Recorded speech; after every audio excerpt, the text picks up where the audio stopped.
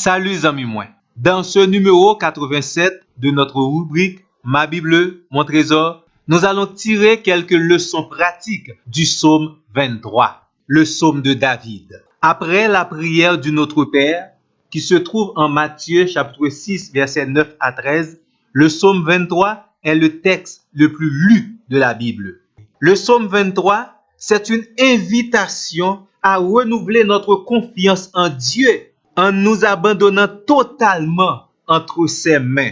Il est le divin berger et nous sommes ses brebis.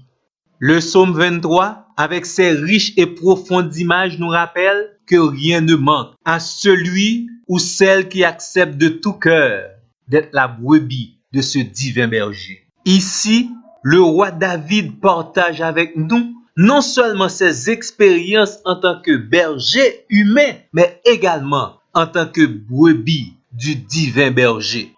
Ce psaume est une révélation, un témoignage, une confession pratique du roi David. Lorsque l'Éternel est notre berger à nous, nous ne manquerons de rien.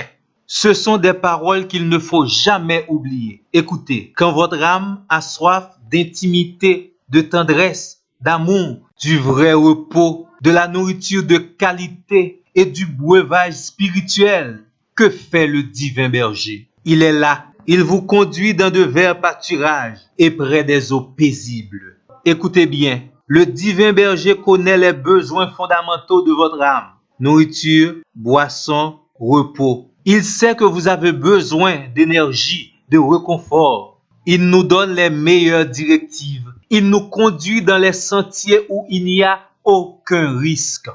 Et quand votre âme doit affronter la mort, l'incertitude, le désert de ténèbres, de souffrance, d'incertitude et tous les problèmes humains, l'Éternel, le divin berger, il vous accompagne.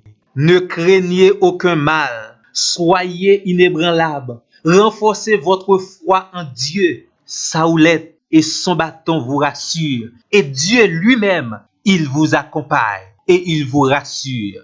Quand vous vous trouvez en présence de vos ennemis, généreusement, l'Éternel vous accueille dans son intimité. Il vous met en sécurité. Il verse une huile parfumée sur votre tête et dépose dans votre main une coupe de joie. Cette coupe si pleine de joie et d'amour déborde.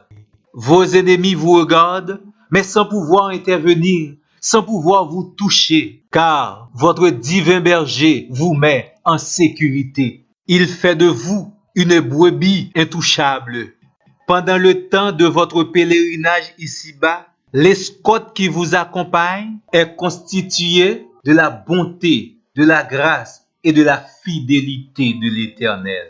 Et quand viendra le jour où vous quitterez cette demeure terrestre provisoire, le divin berger vous accueillera dans une demeure permanente céleste. Voyez-vous, mes amis, c'est une grande joie et grâce d'être les brebis de ce divin berger. David avait raison de dire « L'Éternel est mon berger, je ne manquerai de rien ». Et maintenant, mon ami, prenez votre Bible, ouvrez-la au psaume 23 et lisez cette profonde parole de David. L'Éternel est mon berger. Êtes-vous capable de vous approprier de cette déclaration? Cela reviendrait à affirmer que vous avez premièrement une relation rassurante, car c'est l'Éternel, le Dieu Tout-Puissant, qui est votre berger et votre seul berger. Deuxièmement, une relation présente, car l'Éternel n'était pas votre berger simplement. Il ne sera pas votre berger, mais présentement, constamment, au jour le jour, il est votre berger. Troisièmement, il est votre berger personnel. Il n'est pas le berger de quelqu'un d'autre. Il n'est pas le berger de quelque autre membre de votre famille, mais il est votre berger. Vous avez une relation personnelle et intime avec l'Éternel. Ainsi, vous pouvez déclarer de toute votre force et avec assurance, l'Éternel est mon berger. Je vous invite à méditer le psaume 23 et à approfondir votre relation avec l'Éternel, le divin berger. Pas oublier, pendant sous page là, bay un like, quittez un commentaire, partagez le lien avec quelques autres amis et si vous pouvez abonner, profitez faire ça. Merci et à la prochaine.